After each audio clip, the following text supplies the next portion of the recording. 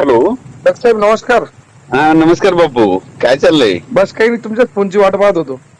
बरं काय करा, आणखीन एकदा शेतकऱ्याला सतर्क सांगा. सांगा ना. आज आहे 9 मार्च. बर शेतकऱ्याला म्हणा 14 तारखेचा तुम्ही मका, हरभरा आणि गहू काढून घ्या. बर 15, 16, 17, 18 खूप पाऊस पडणार आहे. असं आहे का? हो, 15 मार्च, 16 मार्च, 17 आणि 18.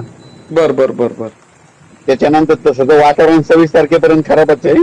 बर हो, पण शेतकऱ्याला म्हणा तुम्ही तुमचा, कारण की हे मोठा पाऊस पडणार आहे पुन्हा आणखी. काही गारपीट व्हायची शक्यता?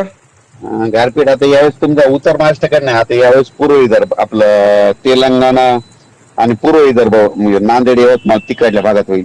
अच्छा, म्हणजे आमच्याकडे नाही होणार, समजा मराठवाडा आणि खानदेश त्या मध्ये भागात होणार. होईल. इकडे नाही होणार. अच्छा.